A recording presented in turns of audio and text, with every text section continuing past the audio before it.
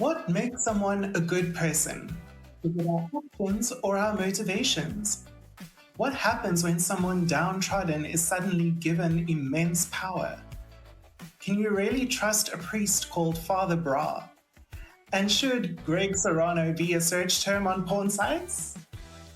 These are some of the questions my guests and I will try to answer as we discuss the music and mental health themes in Crazy Ex-Girlfriend Season 1, Episode 5, titled Josh and I Are Good People. That's right, we're discussing father-daughter love, physical and emotional infidelity, immigration, and office politics. I'm Aurora Brown, and this is Intersectional Psychology. Aurora Brown and Intersectional Psychology acknowledge the traditional owners and custodians of country throughout South Africa and their connections to land, water, and community. We pay our respects to their elders past and present, and extend that respect to all Indigenous people listening today.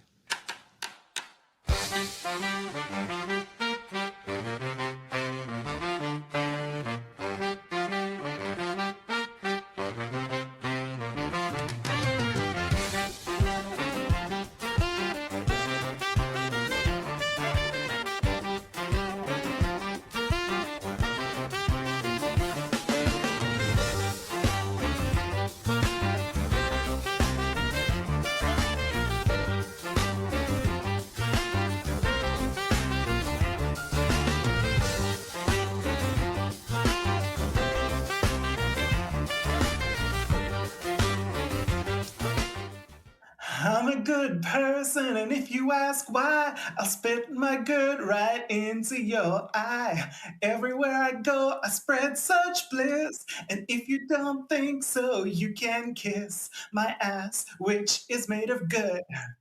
Welcome back to We're Also Broken Inside on the Intersectional Psychology Podcast. I'm Snailina Carpenter. Today, I am delighted to be joined by two very special guests, two friends and student clinical psychologists, Snailivia Rodrigo and Jasnail Monet. Snailivia, also known as Jordynne Roux, welcome to the podcast. Hi. Hi. And Jasnail, also known as Zabibu Ishimwe, welcome to the podcast. Hi. Thank you so much for having us here. Yay. So, Jordynne, let's start with you. What is your relationship with Crazy Ex-Girlfriend? This is all new to me. So I did watch episode 1 to 5, and I will say I love it.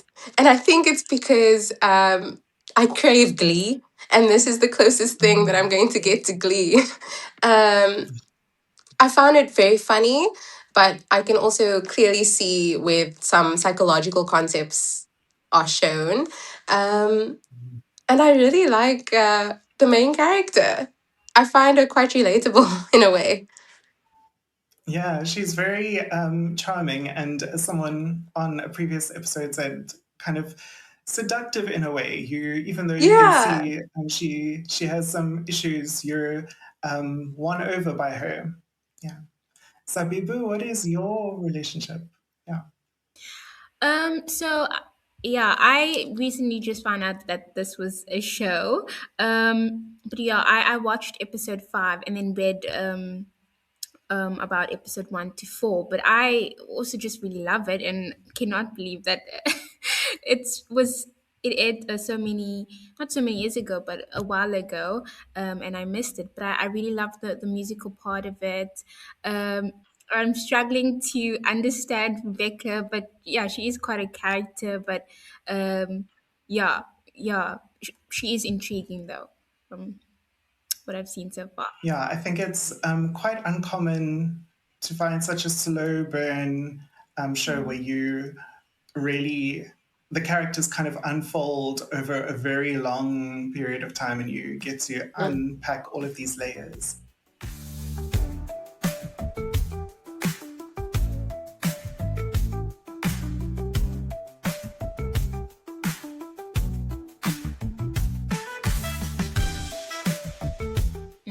So Crazy Ex-Girlfriend Season 1, Episode 5, titled Josh and I Are Good People, was written by Michael Hitchcock and directed by Alex Hardcastle. Okay. So Greg accuses Rebecca and Josh of being terrible people, so Rebecca frantically tries to prove him wrong. She impulsively spends money on empty gestures and then agrees to help Daryl win custody of his daughter Madison. Meanwhile, Josh goes to confession and admits to being attracted to Rebecca. He plays basketball with his priest and friend Father Brah, who tells him that it's his actions that count, not his thoughts or feelings. Daryl and Rebecca put Paula in charge of the office. She begins to rule with an iron fist, getting revenge on everyone who mistreated her, but also increasing productivity. Rebecca has a moment of insight when Daryl's wife Stacy challenges her. Rebecca identifies that the lack of any parental validation has caused her to always seek outside validation from others. She has made Greg her new moral arbiter in West Covina. Does Rebecca explore that insight? No, because Josh confesses to her that he is very, very attracted to her, but is in love with Valencia. Yeah. Listen.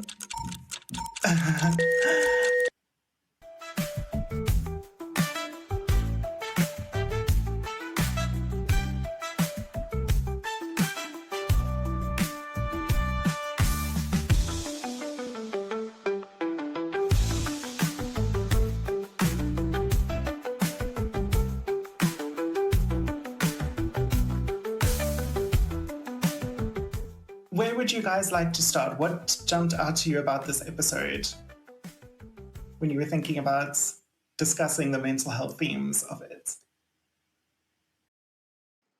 Okay, I'll go.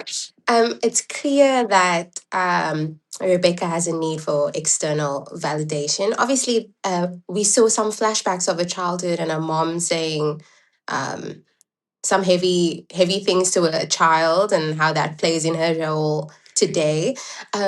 But this episode in particular, I thought of the theme is doing good doing good deeds for the wrong reason still a good deed. And it made me think like how often people go about doing good things with their own for their own morality. um so I found it quite interesting. It really jumps out in this episode how much she relies on other people's opinions to validate her own, which I find really sad. And they really do spread it out with humor and dramatizing things instead of focusing heavily on the theme. So I found it quite interesting the way they directed that as well. Yeah. Quite similar to Jordynne, I was very intrigued by, I think you said it, she made Greg her moral arbiter. And uh, yeah, it was really quite strange with her obsession of validating herself through him. And just, I had to go back and obviously look at what happened in episode 1 to 4. And I think I discovered, or it said in the notes, that she had I think slept with someone that she had just met at the party, and you'd think should feel guilty, or like some sort of shame, but yeah, she tends to, like, I don't know, take that I don't know, that experience, and that experience to it is distorted, and she doesn't really understand what Greg is really upset about. Um, so yeah, I found that so interesting. That whole, like, the shame and the guilt, and like what how her self worth is sort of projected through that. And yeah, it made me curious about where all of that sort of stems from. And I think in episode 5, she does hint at it a couple of times when you see like flashbacks from her as a child. Um, so yeah, it was very, very interesting. Yeah, that was a very interesting scene where she kind of confronts Greg in the stockroom, and he's like, "Well, if you like, nothing can make you unhave sex with the guy that you took home on our dates." And she's like, "Oh, so it's about sex?" And obviously, it's not about sex; it's about the betrayal. Um, and and then he says something about temporary custody, and she's like, "Oh, so now I have to make the custody temporary." Like, you're right, Zabibu. She doesn't understand what the real wound is or the rupture that she's created in that relationship. Why do you think she? Why do you think she has made Greg her moral arbiter? Why do you think she cares so much about um, his opinion of her? I mean, we've seen in the past episodes she doesn't really want to date him. She doesn't really hold him in high esteem. So why does his opinion matter so much to her? I have 2 points in my mind. I hope I can get to them. But I think the first is that she doesn't feel guilty. I think that's because guilt usually produces some sort of correction. Like internally, you'd be like, okay, I want to make amends. Whereas shame, you sort of withdraw. I think we've spoken about this so many times during class, how shame can sometimes harbor some sort of angle. Like there's another side to it. And I think, yeah, with her shame, it causes her to sort of, it shows a sense of like withdrawal to the situation. And then now it's misplaced in like, um, I don't know, external validation because there's an internal issue that she's not really um, coming to terms with. And I think that internal issue, what looks like to me is maybe she has some sort of like anxious attachment issue. I'm not wanting to diagnose it anything, but like, yeah, it seems like the way that she, yeah, I don't know. I don't know if it's in the previous episodes but she does mention something about her dad and how he left when she was younger. Um, but yeah, I think there's a self esteem problem as well. Um, and then, yeah, the way that she perceives herself is from others' perspective instead of herself, which is I think can be quite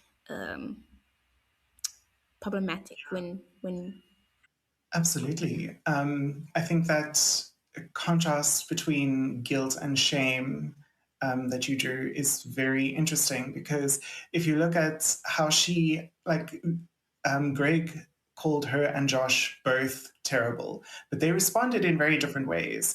Like Rebecca immediately started feeling shame and started, um, acting quite frantically and just throwing money at the unhoused person, at buying coffee and donuts for everyone in the office, throwing or giving the person in her office who has a snake with fang cancer $1,000. She's just doing anything that she can to kind of to prove also to herself that she isn't a bad person. Because, I mean, Greg doesn't know about any of these things. So she can't deal with this, with that shame that you were talking about, Zabibu, that shame, that feeling of discomfort at being called a terrible person. And if you compare that to the way Josh reacted, he went to not exactly a therapist, but his priest, someone whose counsel he respects. He went to talk about it with someone who, could provide feedback and advice. And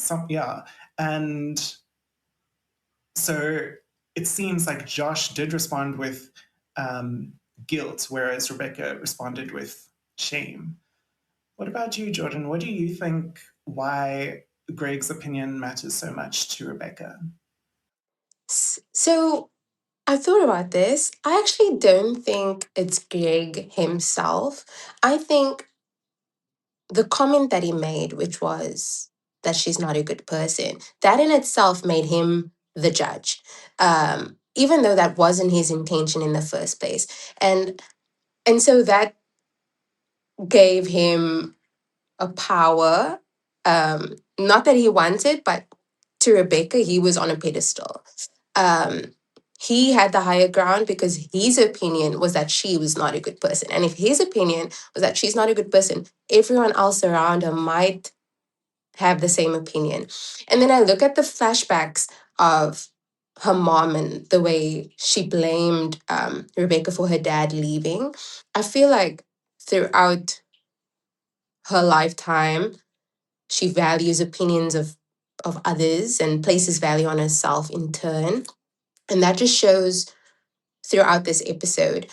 So yeah, I don't think it's actually Greg himself. I think it's the comment and her lack of self-worth. And I think if Josh had to say it, or if Paula had to say it, it would have been the same result.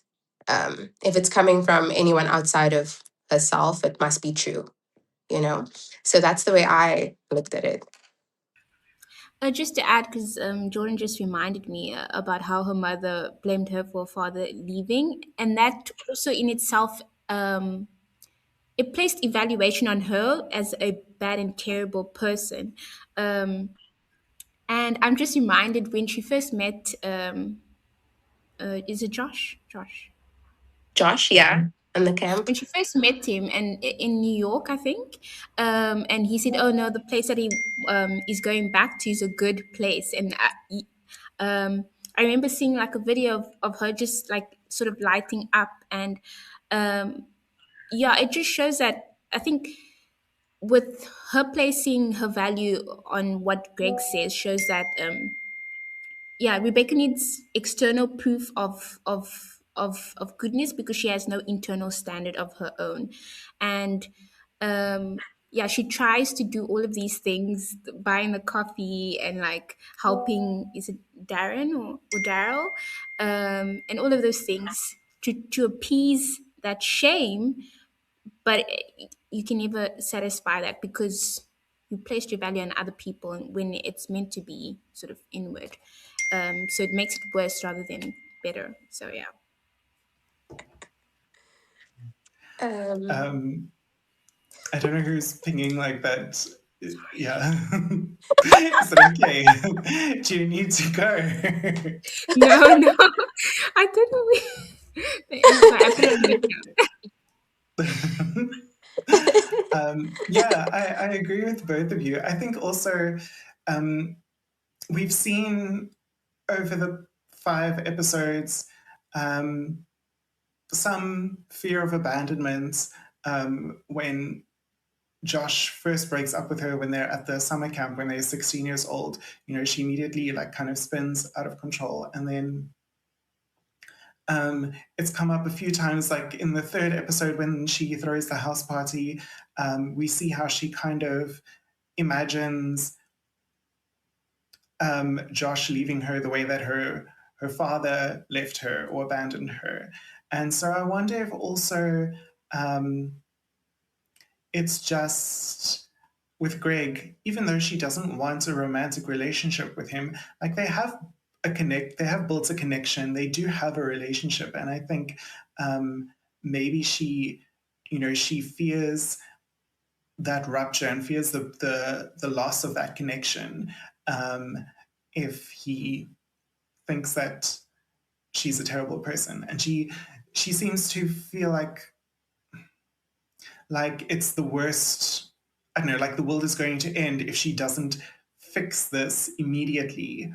It's not something that, and maybe also, so I was thinking maybe because in the previous episode when she and Greg go on the date, they have a little argument and then they resolve it very adult-like, and that's almost what sets her off to go and hook up with a different guy on their date.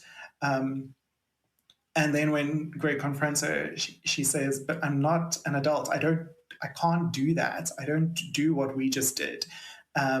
Like resolving things like adults. And maybe that also kind of made her place his opinion so high because he treats her like an adult. He is able to kind of resolve things like an adult, and so she sees that he is good at adulting, or that he's a kind of a good emotionally regulated moral person. Yeah, I don't know.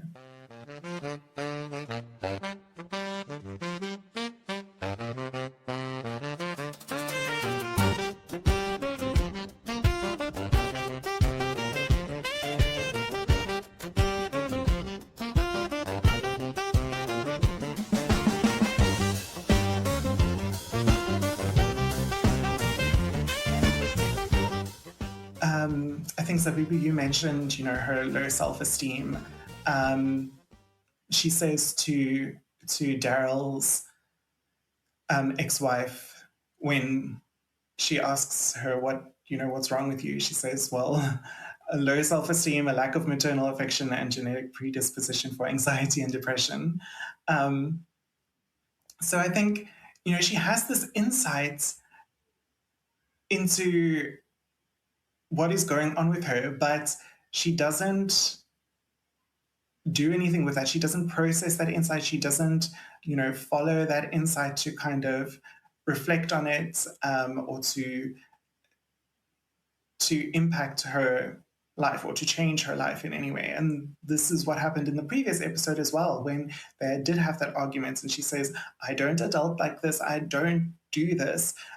She had that insight of not being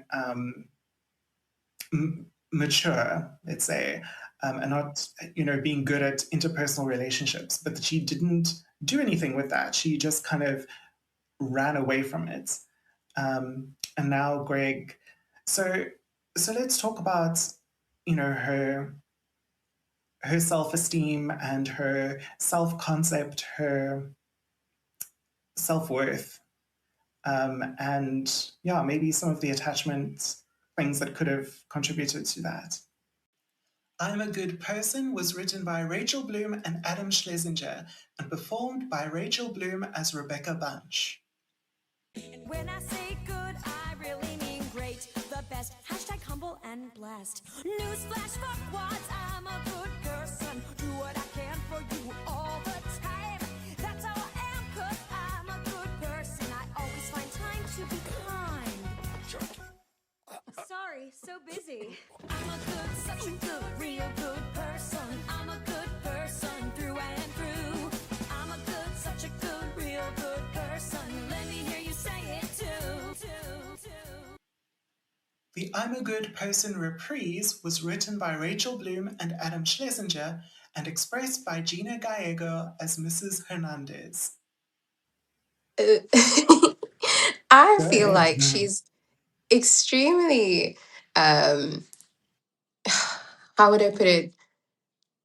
She's very unaware for someone so self-aware. Like, she seemingly knows herself, but she's unable to interpret how other people are feeling. For example, Josh in that, not Josh, Greg in that particular moment, specifically episode 4, and why I was upset in episode 5. So yeah, I feel like she's self-aware, but at the same time, while I was watching, I immediately, and I know we're not supposed to diagnose, but I thought BPD almost immediately, just because of her impulsivity and just, she was a lawyer, and she dropped everything to be a lawyer at a very, very small town. And I'll be honest with you, I forgot the question. What's the question? I'm so sorry. Self-esteem. Yes. So we were talking about her self-esteem and her, some of the things that could lead to her feeling this, I don't know, some of the things that could contribute to her attachment issues. Sorry, but my train of thought went all over. But we can stay with what you were saying if you want to. Okay. So, we're not supposed to diagnose someone that we haven't spent time with ourselves. Yeah. But people come on this podcast and they have no qualms about diagnosing. The consensus seems to be BPD. I will say, just in terms of her self-esteem, going back onto the original question, her mother obviously plays a huge role in the way she perceives herself. I say this because of obviously the flashbacks that we received. She obviously feels to blame for her father's leaving, but also when it came to her job, in the first episode, she's up for a promotion, and the first thought that she thought was, "Oh, my mom's going to be really happy about this." So I feel like or because she's going to quit, her mom's going to be really upset. So I think she places a lot of her self esteem based on what her mom thinks, and that's just how she grew up. Um, and I feel like the place that she's in now, episode 5, it's almost like it's the first time she's able to be herself without her mother's control in a way. And that's why maybe her actions seem very all over the place. She's trying to relearn certain things. So that's what I think. Um, yeah, I think one thing that stood out to me was like her cognitive distortion of self. It was either she was a good person or trying to convince us that she was, or she was a terrible person. And I think earlier I said that perhaps she has this sort of, anxious attachment behavior um, in the way that she sort of grew up, because usually individuals, I think, who are anxiously attached tend to feel more insecure and um, question their self worth a lot. And yeah, with the two examples of just her mom blaming her for the father leaving and then the father, leaving, we can use those as an example. So I also said earlier that she has no sort of internal locus of what is good. So she uses Greg as a moral arbiter. So that is her way of sort of appeasing all of that or filling that void, because she has no sort of compass of what that is. So yeah, with her self-esteem, yeah, uh, it's quite clear that she depends on others to sort of um, better her image, because she doesn't really have that. I don't think she had that growing up. We only saw a small bit of her life, and those that were in her life had sort of disappointed her. Even with Josh as well, they were dating for 1 month, but that sort of fell through. Um, but yeah, yeah. Uh, Yeah, I think her mother has always been a very domineering personality in her life, or domineering figure. And I think her mother, I don't think she, like Rebecca, was able to develop her own sense of identity or her own moral compass, because her mother was always telling her what she was, who she was, what was right, what was wrong, what values to have. And yeah, I think you're both right. Now that her mother isn't around, or that she's not in touch with her mother as frequently, she is unable to kind of navigate those decisions on her own, and so she has to find something. And maybe because Greg's voice, like Jordynne said, maybe because he placed that value judgment on her and Josh, that you're terrible. It's very critical, very much like her mother. And so maybe she saw a little bit of her mother in Greg.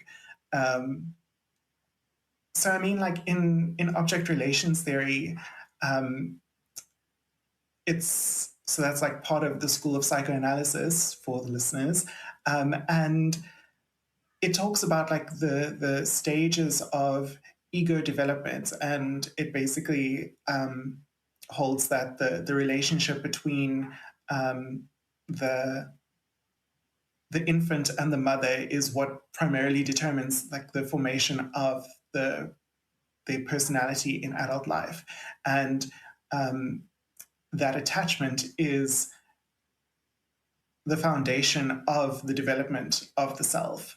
And it didn't feel like that attachment with Rebecca's mother was safe.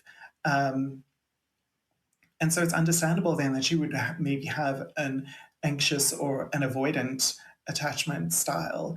And attachment theory is based on like object relations theory.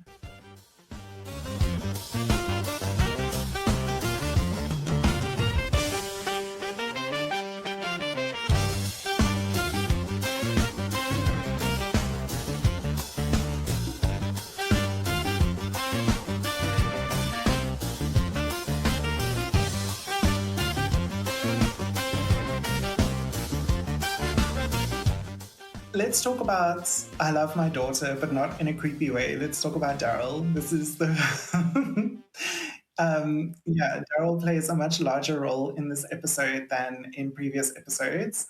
And he's another character that often that is kind of, I don't know, complicated, because he seems very sweet and endearing. In this episode, he has his first song, I Love My Daughter, but not in a creepy way, which was written by Rachel Bloom, Adam Schlesinger, and Jack Dolgen, and performed by Pete Gardner as Daryl Whitefeather. Princess of my world, I never knew a beauty like this before. So clever and cute, an angel with an attitude. I want her all mine all of the time. I know songs like this can come on weird, but there's nothing weird about ripping and trimming me. Yeah, let's do that. Tell me a little bit about this song. As two daughters of fathers. Yeah, it made me uncomfortable when it wasn't supposed to make me uncomfortable. I wouldn't have thought anything weird about it if they didn't mention it. I would have just thought, okay, this is a father who loves his daughter, but then the little, yeah, comments on the side, then I would be like, yeah, that is weird, okay. And then I think after the song, I think they were in Greg's like where he works, and he was doing her hair, and like I think at the end he was just like, yeah, because she has hair flies, and I'm like, yeah, I remember that song that you sang, that was weird. Now I'm looking at everything you're doing as weird. But yeah, I nothing of that initially was weird until the song popped up, and like then it made it weird. But I think I read between the lines and was like, they trying to maybe push an idea. I don't know. Yeah, I don't know. Maybe I don't know what. Yeah, I don't know what the culture says about father and daughter relationships, but yeah, I don't know. Yeah, I think somehow they were trying to talk about something which I don't think I was really sort of getting, if I'm being honest. But yeah. I thought it was weird as well. Because, he could have stopped at I love my daughter, full stop. Not in a creepy way was added to make it creepy. That was so weird for me personally. I thought that, he does seem like a really good dad, and he seems like he really cares for his daughter, just in the oncoming scenes, especially, wanting custody and seeing that she is left by herself. But the song, it kind of blurs the line between father-daughter relationship and then what's too close as a father-daughter in a relationship. And then I thought to myself, is that just me projecting my uncomfortableness with being close to my dad, which I'm not. So maybe that's why. This might be normal in other cultures, I mean, or, but I thought the song was creative, but weird. Very, very weird. Yeah. I think the song is supposed to be like a parody or a satire of, I think in like country music, especially, which the song is a country song. I think there are many songs about like fathers loving their daughters and being like super overprotective and talking about, giving them away at their weddings and all of that.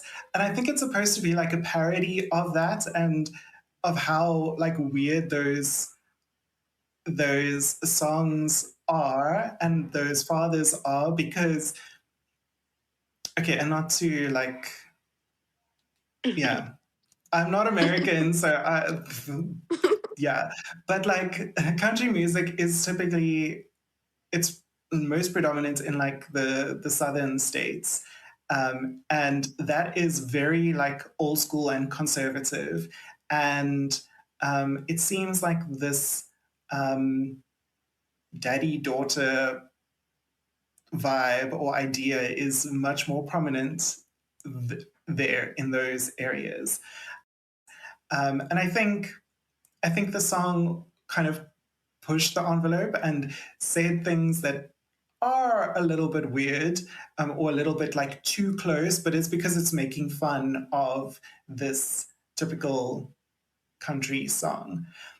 But something, and I don't know if Jordynne, I don't know if you listen to Afrikaans music, but I found this interesting watching this song because it also reminds me a bit about the way some Afrikaans men talk about their daughters and the way that some male Afrikaans singers sing about their relationships with their daughters.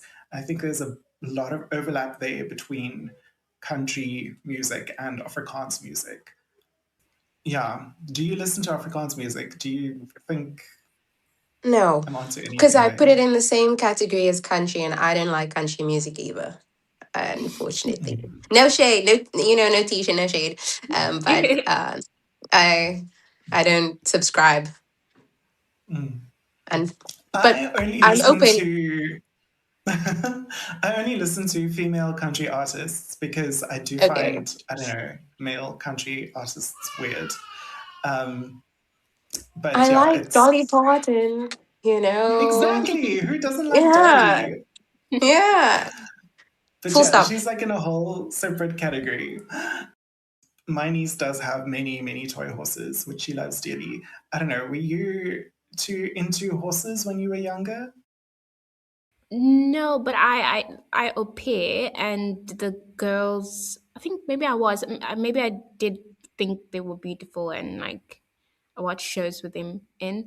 But yeah, the kids that I look after, the girls, they are equestrians and they are obsessed with horses. So horses are everywhere, and it's just a thing that I think really that we all sort of kind of, I don't know, like or like think is very whimsical and beautiful or something. So it does correlate to us kind of. I love My Little Pony still today, so I Yes, I I love horses. I know the theme song and everything. remember. Yeah, that's one of my niece's favorites. Love it. Just before we go on, I think thank you for the explanation because I remember seeing the cowboy boots and was like, was he always wearing cowboy boots? And then in my head, I was like, it does sound like a country sort of music. So when I was thinking it was weird, I'm like, but why are they showing it? There must be a reason why they are sort of showing it. And I think it's maybe to bring, you know, I think the viewer's attention to perhaps there's an issue of this or something like that. Because the show is comical and it does use a lot of satire and things like that. So it's maybe just to bring people's attention to it. And I think that's also why many of these songs are archetypal almost, because she struggles to see people as complex human beings. And Jordynne, you also mentioned, or yeah, I don't know, one of you mentioned like she struggles to see things from other people's perspective and to have empathy for other people. Like she doesn't understand why Greg was angry with her. Um, and I think it's because she sees people, she puts them into these archetypes. She either idealizes them or completely devalues them. They're either all good or all bad. Um, which is also a trait of BPD. She, at the end of the episode where Josh is explaining that he found her attractive, but he's very much in love with his girlfriend and wants to be committed to her. She didn't hear any of that. And so she took the best thing out of that conversation as well and ran with it. So it's quite telling. Yeah, her listening ended at attracted, attracted, attracted.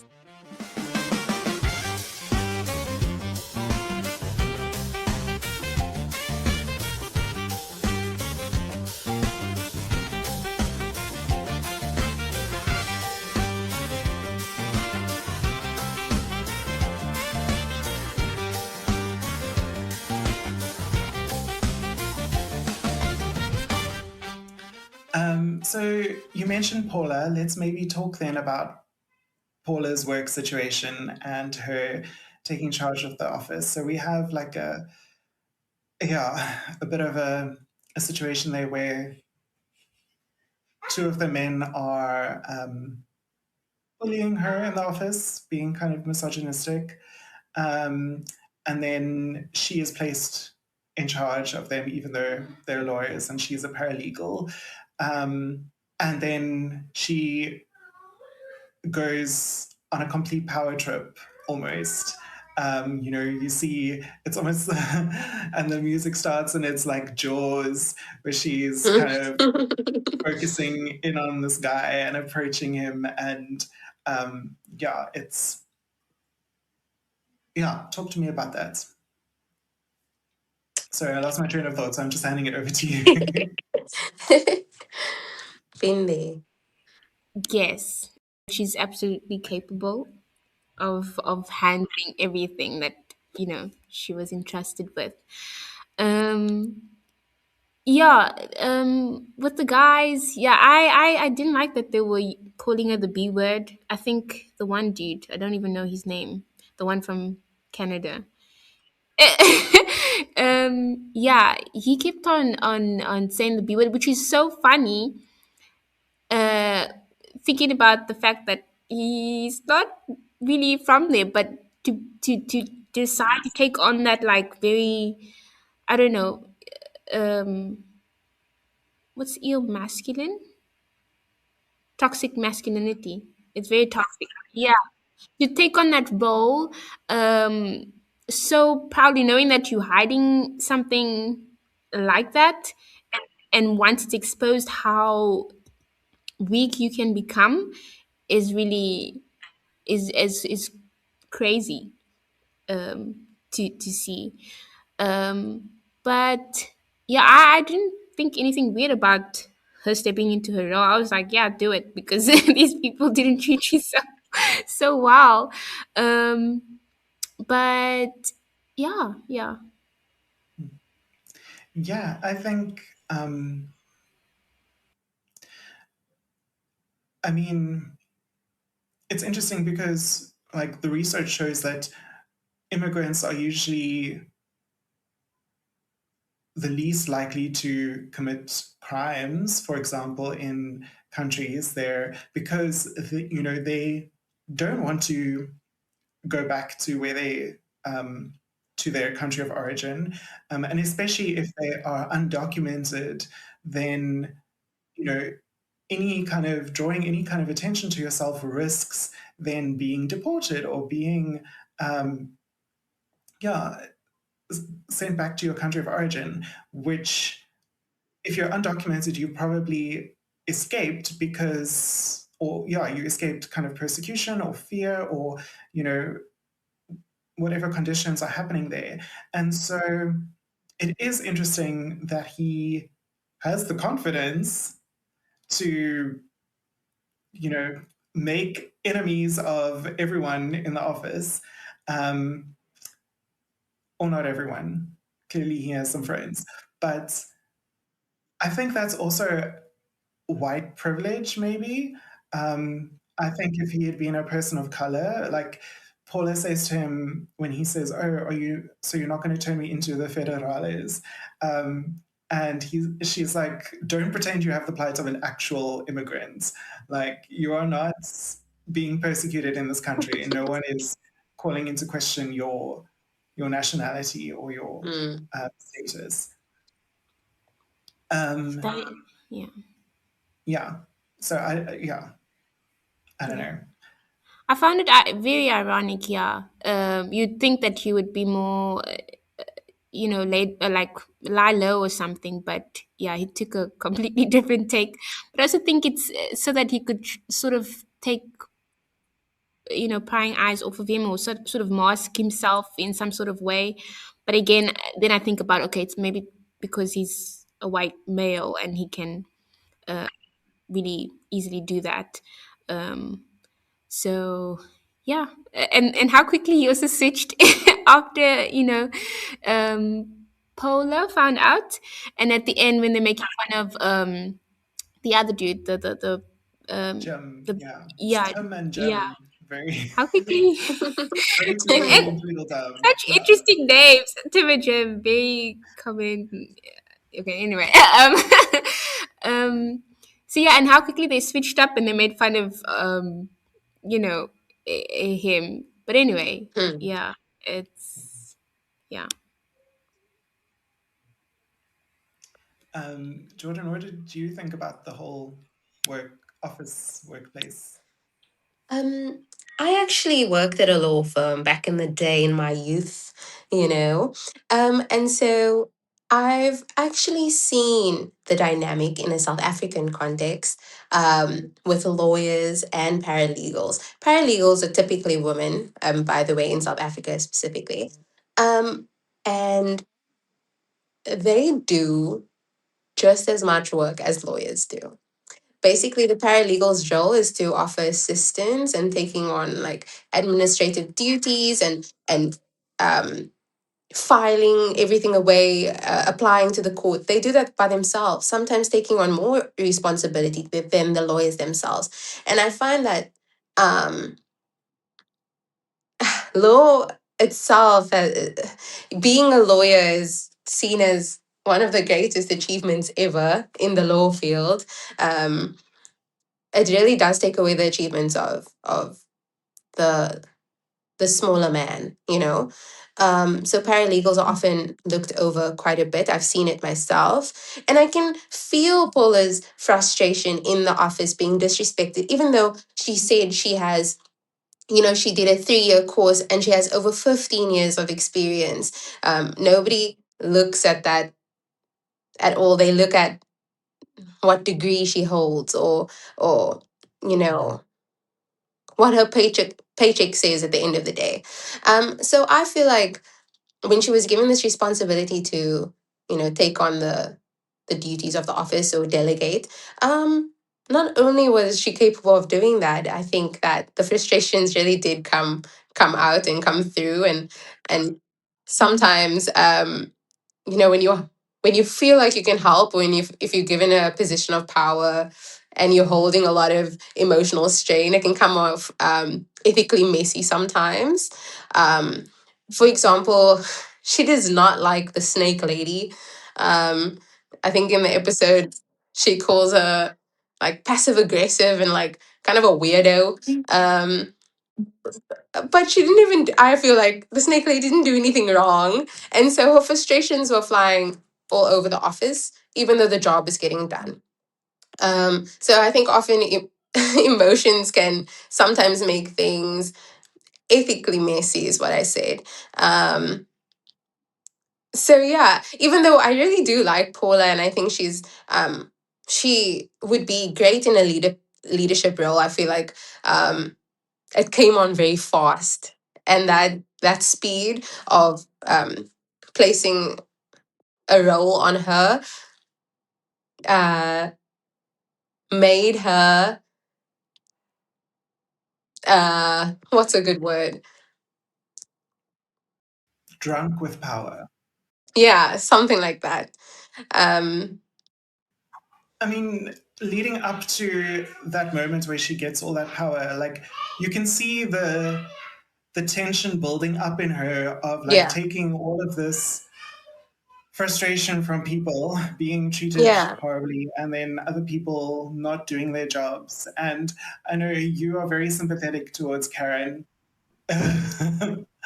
um, yeah, but you can see all this tension building up, and I think then because once she gets that power, like she hasn't had a chance to kind of work out that tension and that frustration yet. So it all just like it's like when you are trying to open a tap a little bit and it's all like tight and you're like trying to turn the tap and then suddenly it just goes whoosh and everything just comes like powering out.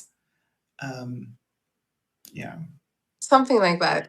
That's exactly how I would describe it. Yeah. like Karen's menstrual cup. Oh, oh, shame. She is a bit weird, eh? And she has a snake, and the snake is dying. So we have to Shame, feel bless her. bad. Long Shame. John Slither. Um,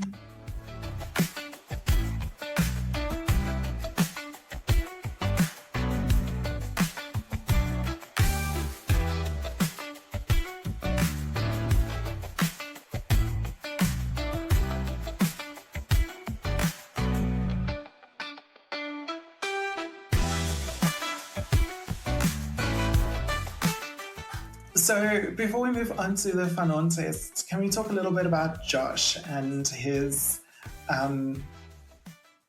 yeah.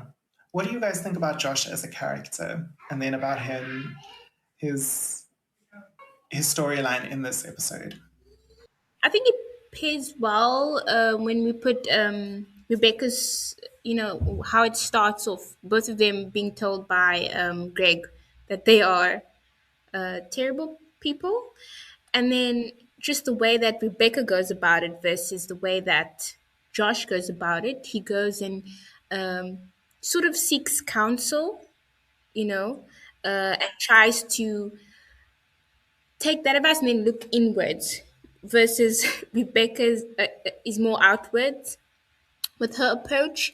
And although, yes, going to, is it Father Brah?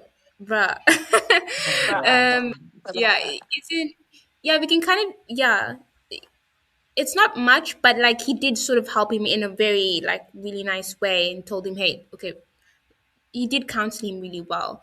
And he managed to come to an awareness of what he was feeling or what he was going through. Versus Rebecca, never. I mean, towards the end, maybe slightly, but it seems sort of surface level compared to his. He comes to terms, okay, I do like Rebecca, but he can still hold the fact that he does still love Valencia. When I think about Rebecca as a male Josh version, it could have just been, I'm gonna leave Valencia and I might go and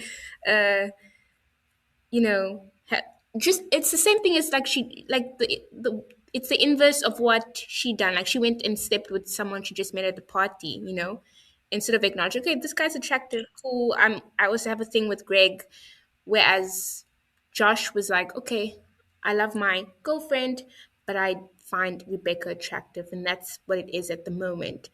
Very mature, very coherent understanding of things. Um, and then Rebecca's just like the opposite. So it's a good comparison together. And the fact that the show's episode starts off with the two of them and then being told and just seeing how it goes, I think highlights the fact that Rebecca's obviously struggling, you know, with a lot of things emotionally, cognitively that she needs to work through. So yeah. Because you know what? I feel like I actually didn't think about him this episode. I was like, it's Josh, he's like a Chad, you know? Um, but I have thought about Josh, and I do see him as not only a romantic, not only as a romantic interest, but I also feel like he's also part of the approval committee for Rebecca. So she also takes what he says to heart. I think it's episode 1, if I can remember, but it shows them leaving summer camp in episode 1. And I think they were dating for a little bit, and he said it's not going to work because she's too dramatic. And that opinion or that thought that he had really stuck with her, that she never returned to summer camp after that. And after that, I'm sure she wanted to be in drama or musical theater or something like that, but she became a lawyer. She became the most normal, okay, PC, but mundane, straight path career that her mom probably directed her to take. Um, and so I also feel like she holds his opinion in high regard, um, because of that 10 years ago opinion that he had. And so I think even in this time, she still looks to seek for that validation. Josh himself, I also look at him as quite a morally gray character. And I'm not too sure if it's because I have a partner. And so I look at it from that perspective. How would I feel if he's hanging out with this kind of weird lady that obviously likes him, um, and he finds attractive, and he also knows that what he's doing wouldn't be liked by his girlfriend. I think Greg said it as well. Um, and he continues that. And that's why he sought help, because I feel like eventually the guilt made him reflect a little bit more. I'm not too sure how I feel about the pastor or the priest that he went to. I'm not too sure if we got any sound advice. But it did show that he is capable of reflection, which is great, because if someone's capable of reflection, they're capable of change and progression. So I feel like maybe he will get better in the next episodes. I also do like that he stayed committed to his girlfriend, who he's been with for quite a while. Um, Even if it's just for now, because I'm not too sure what happens later, but it just shows that, he's not as impulsive as the rest of the episodes, because he was able to realize that no, he actually loves his girlfriend, and this is attraction, but I think I'm going to stick to, someone that I love. So it does show that he's not as impulsive as our main character. um yeah, I don't see. Oh, I'm so sorry, I just thought of this now. I don't see Rebecca as necessarily, I know we're not using the terms good or bad, but I don't see her as the one in the wrong necessarily, because she is single. I also look at the situation with Greg, and now I'm looking at it from a different side of the coin, where while you're on a date, you you saw, a partner elsewhere and did something seemingly disrespectful to your date. However, on the same side of the coin, she's single. So it's like you can look at it different ways. I don't know. Are you single when you're like on a date with someone else? Zabibu? I disagree. I think, yeah, she's clearly going through a lot. I think it's either between episode 1 and 4, where she stalks him, right, with Paula. Mhm. Yes. They stalk him. She moves to California, where he's at. Oh, You know, my yes. mind was like, okay, why? She dated Oh, him for you like a talking about month. Josh? Yes, she Yeah, dated I him forgot for about that. a month, and Yes. she seems very attached to him. My question was why? Why? Because Oh, why? And so, I forgot which led me about to think, that. yeah, which leads me to, and then the fact that she's still sleeping with someone else, claiming though that she likes this person, or maybe she doesn't want to admit it, but and then she's with Greg, but then she's still so focused on this person. My question is why? Um, and yeah, again, she has no internal standard, so she's trying to, you can see she's trying to latch onto things that she holds, so that sort of have this, like she's trying to get those things, but in the most terrible way possible. um yeah, she thinks those things hold those things, but like those are not. She needs to find it within herself. So I don't think she likes Josh. I think she has an idea that she's trying to reach, and then therefore she's now, I don't Mm, know, obsessing over this dude, unfortunately, and he's entrapped in it yes. now. But like for a month, and then moving to a place, leaving a job where you were on a there's this there's a void somewhere, and she's trying to fill it. She's obsessed. I'm sorry, she's an amazing lady, it seems like, but she's obsessed. Okay. Jordan, you really don't have to raise your hand. Go ahead. Okay. I didn't want to disturb. I will say I did forget about the stalking incident and the impulsivity of just moving. Yes. Okay. Maybe it's because I'm such a, I'm a Rebecca apologist because maybe I see my mom in her somewhere there. I'm not too sure.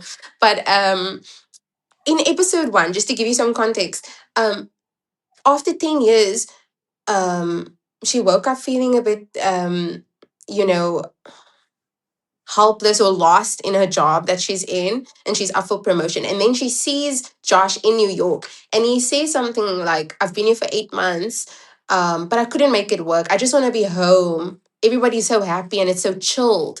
And I feel like she hasn't had that in so long that started something in her thought process. Not only that, but Josh said something like this: "Wow, I didn't. If I knew that you would turn out to be so hot and a businesswoman, I clearly lost like a good one." Is kind of what he said. And And when he you was say still that to dating someone, Valencia when he said that. yes, men are trash. Uh, So I feel like, when you speak to someone somewhat mentally unstable and create this other reality for them without having that intention, something clearly happened, and that's why she moved. And I think throughout the show we forget that she actually isn't mentally sound.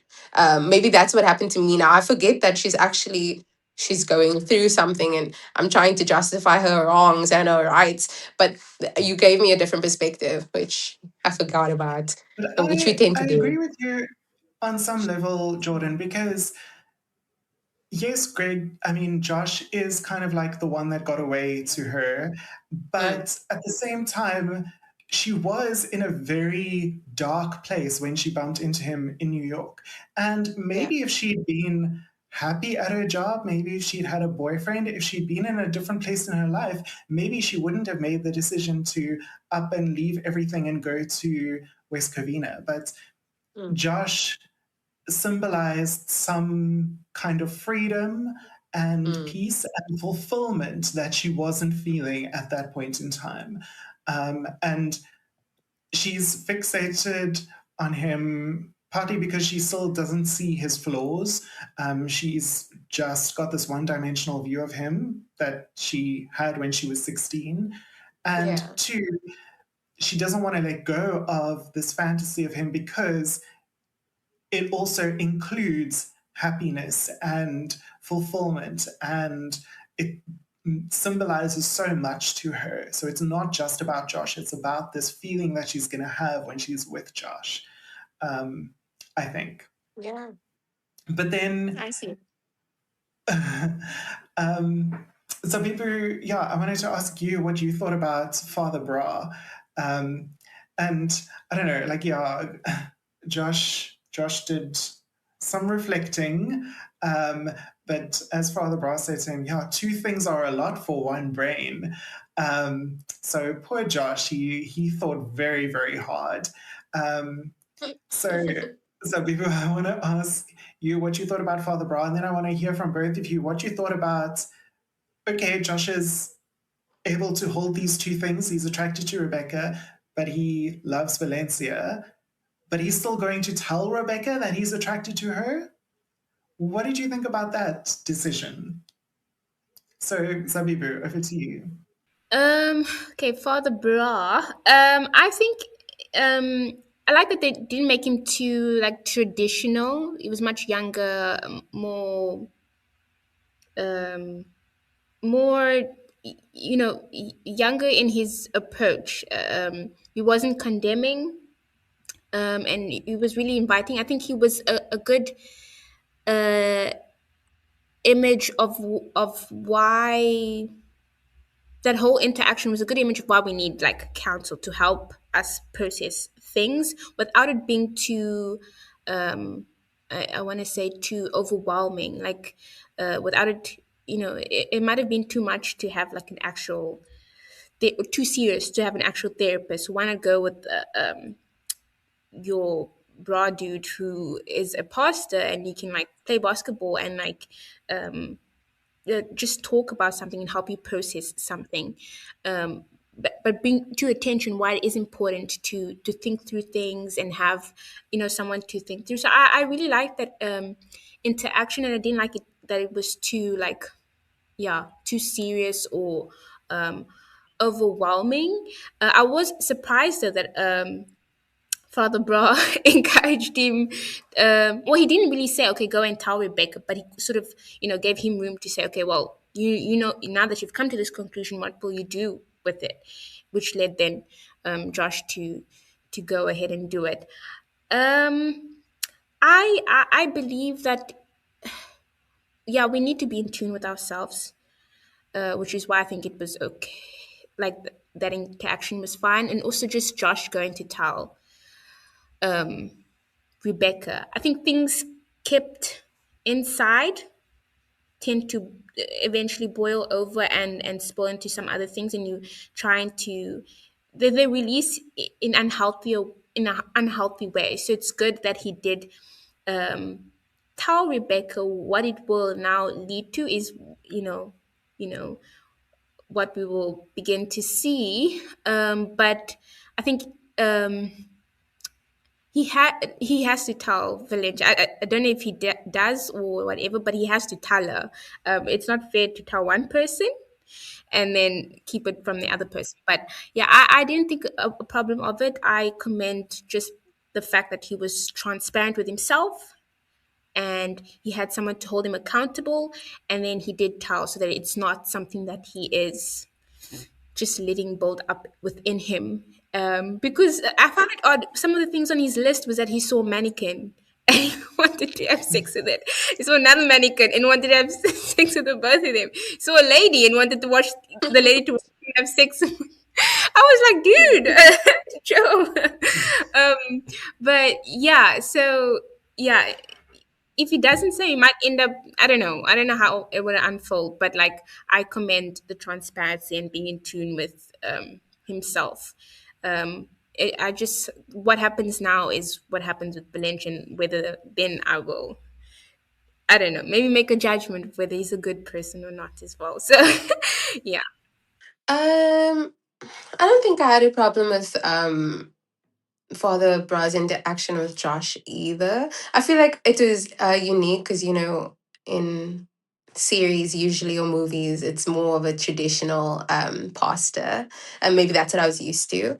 But I found it kind of contrasting between like what genuine, sincereness looks like versus um, performative goodness. For example, wanting to do good deeds in order to be a good person versus being a good person and giving sound advice without judgment or criticism to his friend or someone who sought his help. So I found like it was kind of like like he has a very quiet presence, which I found calming in the episode that was so drama filled. So that's my opinion of that situation. And then I second Zabibu's opinion on, sometimes when you hold things in, it festers and becomes bigger. But then I think I'll go the opposite route and also say that when you say something out loud, it becomes a reality. Not only your reality, but then the person you're saying it to. And like like we saw at the end of the episode, she didn't even hear anything past that. And that's never the person's fault or person's intention that's saying it to, for example, Josh. But I don't feel like him saying it was necessary. I feel like a clear boundary should have been stated. For example, look, I don't think we should hang out as closely as we have. I am in a committed relationship and I really do love my girlfriend. You're great, you're fantastic, but I feel like I want to cherish my relationship. And I feel like that would have been a clear boundary and that would have been fine. Instead, he pulled in New York and was like, yeah, you're attractive, I'm attracted to you. Now what's she gonna do? She's already in the place that he's in, but I'm scared for the next episode. I mean, I don't know. I feel like it was unnecessary for him to tell her, just because surely, I don't know, do you think that he would be aware that she has feelings for him? Because if he does, then surely this is just going to lead her on and encourage her romantic attraction towards him. Um, and you're right, he didn't set a boundary. And maybe if he had to tell her, then he could have been like, started with, I love Valencia and I'm staying with Valencia, but I just wanted to let you know I have feelings for you too. Oh, so you did ask whether you feel like he knows that she has feelings for him, Yes. and I Because actually it's think, obvious to everyone else around them. yeah, but I also think he might just be a bit naive to certain things. For example, her moving back. I mean, surely that's a red flag to everyone else, but he seems to be very colorblind in this situation. And I actually felt like Rebecca played it kind of cool around him. Like, I can see why he maybe feels like they're just friends, but everyone around them might think otherwise. I also think that it's purposeful naivety. Like uh, when you actively choose to look past certain signs, maybe to make yourself feel a bit better. So I think it's obvious, but to him, maybe in his reality, he's completely oblivious to this fact. So I'm not too sure. She believes in him in a way that nobody else ever has. And maybe he just doesn't want to lose that feeling. And so that would be a good reason to overlook the dangers of this relationship. Oh, true. That's true. I mean, similar to Rebecca herself, when he said that this is such a happy place and so laid back. I mean, she completely overlooked her reality to come to his. So I can understand. I mean, I can understand the contrast. Yes. I don't know if I've only watched the one episode and then read the 1 to 4 and then watch a couple of videos online. I find Rebecca, and this doesn't have to be like bad in any way, but she's a very self-absorbed person. And so I find that whatever she does, it's within her interest. So I definitely do think that he has to at least trust or know that Rebecca does like him. I think she has been laying it on thick by trying to be around him, saying yes to hanging out with him and things like that. So I think he might maybe have a sense. I imagine it like a child. Like if a child goes to a store and you walk past a kiddie section, you will want what is in front of they will want what is in front of them and be like, can I please have that? Because that thing is there and it looks enticing. So I think that's how I see that. If she had not ever come across um you know he hadn't come across her, then perhaps he would never you know have felt that way. But because she's in front of him, I'm sure, like, I think she wanted to go to one part and she dressed really nicely, like something as small as that. If you had seen her, maybe, I don't know, I think he said she has big boobs, I'm sure. I think he said so to Father Brah, I think. And yeah, it's because perhaps she dresses really like to accentuate that and to show that to him, because she does like him. Um, so yeah, I definitely do think that he has. I think he was so sure to be able to tell her because he knew that she would be able to receive it so well. Um, so I think he definitely knows that she knows, and that yeah, she's a bit selfish. So she has been sort of even like encouraging him and trying to help him with the job and things like that. Like yeah, it was with purpose because she likes him. Yeah, that makes sense to me.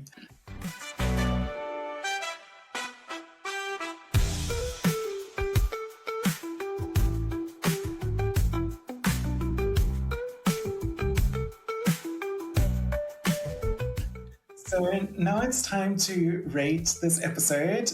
Josh and I are good people on our 5-point Fanon test for mental health representation in media. It's named after Frantz Fanon, the West Indian psychiatrist, Pan-Africanist, and Marxist who developed our understanding of decolonization and the psychopathology of colonization. We are not going to go through each of the scales in depth. I'm going to just explain them quickly, and then we're going to give our overall scores for this episode, just commenting on things that we felt stood out. So, firstly, we have the Cooper scale, which asks, are mental health phenomena depicted and named with clarity? Then we have the Hill-Collins scale, which asks, are characters shown as whole people without stereotypes or pathologization? We have the Crenshaw scale, which asks, does the story acknowledge and challenge intersecting systems of power or oppression shaping mental health? We have the Child scale, which asks if it depicts mental health professionals or therapeutic processes, including Indigenous or informal ones, are those represented accurately, responsibly, and thoughtfully? And then the Martin Barros scale, which asks, does the story invite meaningful engagement with ethical issues without reinforcing stigma? So my score for this episode, it's the highest score I've given so far in the series, which is 3.55. I gave it full marks for the Martin Barros scale. I think and maybe I was feeling generous today, but I felt like it deals with a lot of ethical issues that, and it didn't reinforce stigma. I think the lowest score that I gave was on the child scale because it doesn't really depict mental health professionals or therapeutic processes, but I did kind of count the sessions with Father Brah as some informal therapeutic process. And so I gave that a 0.3. And then all of the other scales I gave 0.5 because I felt like it dealt with quite a few systems of power and oppression in terms of reflecting on Rebecca's domineering mother, in terms of immigration and homelessness and gender dynamics in the workplace. And yeah, also like the power differential between parents and adults. And like in the case of Daryl and Madison. And then, yeah, I didn't feel like there was any pathologization of behavior. And I think where Rebecca names low self-esteem, lack of maternal affection, and a genetic predisposition to anxiety and depression, I think that's one of the clearest depictions, or sorry, rather one of the clearest namings of mental health phenomena that we've had so far in the series. I didn't give it a full mark on the Cooper scale because I felt like there was still some room to depict it a bit more clearly. But yeah, who would like to go next? I can go. Okay. You said that we shouldn't go into full detail, but I'll try to give a overall what my highest and lowest is. So I actually rated this episode a 2.5. I It's quite middling. Um, my highest scale was the Cooper scale. I wrote it down, so if you see me reading, and I gave it a 0.8. I said it was because it gave a um, it clearly names and shows Rebecca's distress, and it doesn't hide the emotional crisis behind vague language. Uh, we can see that she has shame and there's desperation and um, her self destructive nature quite clearly. And so that's why I gave it a higher score. My lowest score was the child scale, and I gave it a 0.2. Um, and it's the weakest area for me because I felt like it doesn't really model good therapeutic care. Um, the support Rebecca gets is very messy and controlling rather than thoughtful or ethical. And I think I gave it a 0.2 because I didn't consider Father Brah as well. I probably would have adjusted it to maybe a 0.3 as well, if I remembered that. So for the Hills Collins scale, I gave it a 0.5. Um, Rebecca's clearly more than a stereotype. She's insecure and she's funny and she's messy. And, this episode still uses heightened comedy. So it doesn't fully settle into a deeply um, human or grounded portrayal, in my opinion. Overall, I said I gave it a 2.5 out of 5 because it does well in making emotional distress visible and at showing how shame and validation shape behavior. But it loses marks because the care is not essentially responsible and the intersectional analysis is limited. Full stop. Okay. I think mine was quite similar to yours, Aurora. Yeah. So for the Cooper, I gave it a 1. Yeah, they didn't offer any besides her saying, that little part where she explained what was going on with her to the mom. And then for Hill Collins, I also gave it a 1. Yeah, they gave different viewpoints of life worlds with Daryl and Greg and Josh as well. So no stereotyping, which is good. For Crenshaw, a 0.5. I felt like they were more of a backdrop and we didn't get to look at them in detail. Like Paula's, a job moment, and then the immigration, and even Daryl's thing, I think could have sort of been looked at more detail. Yeah, I put a 0 for the child's one, although Josh did offer some sort of, therapeutic support. Yeah, I didn't think it was more comedic, with the bra and very very I don't know. And then the Martin, yeah, very very chill. And then the last one I gave a 1. Uh, yeah, it did a good job by like sort of inviting us to ask if she's really good or bad. And on that note, I remember when doing this last one, I was thinking about the title and like when you sent it, I was like, "Hey, bro, they called the show a crazy." I'm like, "What is that? Why would they name a show like that?" And yeah, often at times, yeah, it is used. People call women a lot crazy just for like some slight, just anything. You say she's crazy, Um, but again, I like that they sort of allow us to sort of challenge that and see in some way.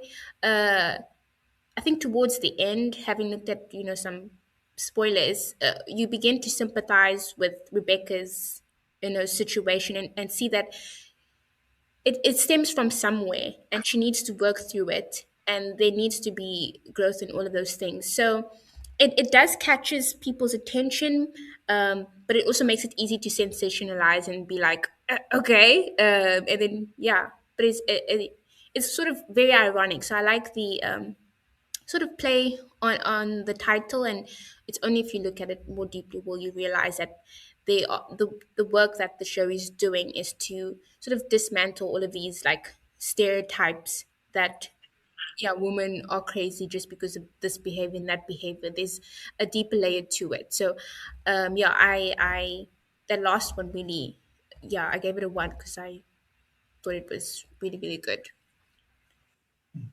Yeah, I love that. And I love that, in this episode as well, when Madison says to her mom, "Oh, you're with the crazy lady," Rebecca says to her, I remember that. I was like, crazy isn't is the actually a child so pejorative term. That is, yeah. What is, I wrote it down somewhere, but yeah. Um, she kind of debunks or provides a critique on that is in addition to the critique that's in the theme song. But I think many people have had the reaction that you originally had to it, Zabibu, and I've watched some interviews with Rachel Bloom, and she was like, "Yeah, on second thoughts, like I wish I hadn't called it that because it might have like turned some people off, and we wanted to deconstruct that stereotype and to show what was all the contributing factors that might cause a person to behave in a certain way. Um, but it sometimes the title can be a bit of a barrier of entry for some people.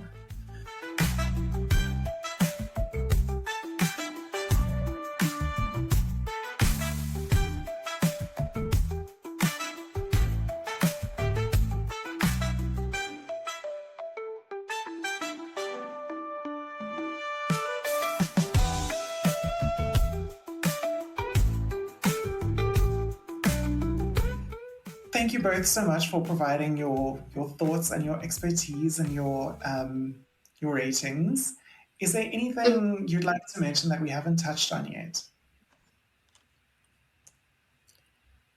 Yeah, I think everybody listening should just go and watch the show because I am now. It's going to be my new binging show, and as you go Yeah. along with the podcast, I'm gonna. I hope you're gonna be unpacking each episode. Yes. Yes, every Okay, episode. I'm subscribing because I need to, you know, I absolutely love it because just with the title, sorry, I'm gonna be short, but I know myself I wouldn't watch it because I would be like, why is there a show called Crazy Ex-Girlfriend? I don't want to watch that. But like now I'm seeing that it's intentional. There's a purpose to it. So I really like it so far, and I'm gonna continue just watching it. And I think everybody should because it really does allow you to think about certain things differently and at a much deeper level. So thank you so much for introducing it to me. And yeah, I'm just gonna second what Sabibu said. I'm already a subscriber, but I will be watching more episodes to come. Obviously, it's a really interesting watch, and I think maybe it's because we're in psychology, we can see some things that